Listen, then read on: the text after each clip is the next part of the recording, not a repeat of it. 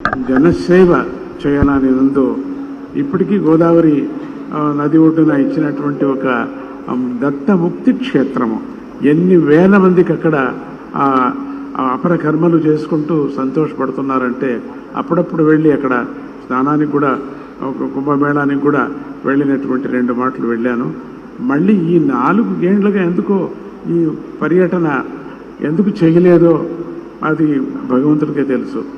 చంద్రబాబు నాయుడు గారు వస్తూ ఉండగానే మళ్ళీ ఈ యాత్ర చేయాలనే ఒక ఉత్సాహం మనసులో బయలుదేరింది. అది ఇప్పుడు ప్రారంభం చేసుకొని జరుగుతుంది.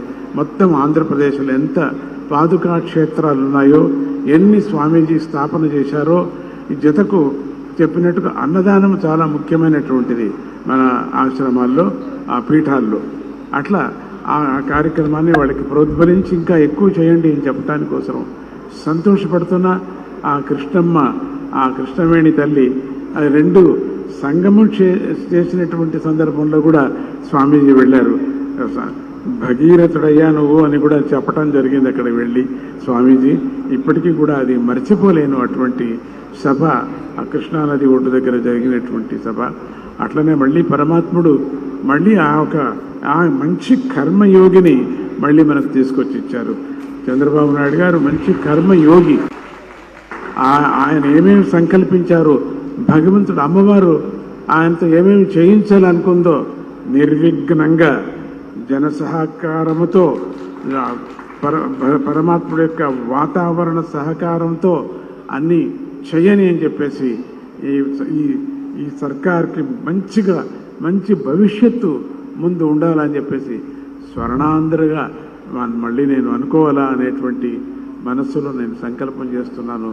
ఎంత సంతోషమైందో ఆ సంతోషానికే నేను వయస్సు లెక్క చేయకుండా, ఏమీ లెక్క చేయకుండా పరిగెత్తుకొని వచ్చాను. అన్ని చోట్ల తిరుగుతున్నాను. చంద్రబాబు నాయుడు గారికి మంచి శక్తిని, మా ఆత్మస్థైర్యాన్ని, అట్లనే ఆ చుట్టూ ఉండేటువంటి ఆ పరివార మంత్రాంగానికి అటువంటి శక్తిని, నిస్వార్థమైనటువంటి సేవా శక్తిని వాళ్లకు ఇవ్వని, ఆయన యొక్క సంకల్పం నెరవేరని అని జగన్మాత అయినటువంటి గీతామాతను అన్ని చోట్ల మేము ప్రచారం చేస్తున్నాం. ఆ గీతామాతను కూడా ఈరోజు పారాయణం కూడా చేశారు. గీతా పారాయణం ఎంతోమంది గోల్డ్ మెడల్ కూడా తీసుకున్నారు. అటువంటి పారాయణం చేసి గీతామాతకు, అట్లనే మరగత రాజరాజేశ్వరి అమ్మవారికి కూడా నేను వేడుకుంటూ సక్సెస్ కానీ, ఆయన యొక్క విచారాన్ని దిగ్విజయం కానీ అని చెప్పి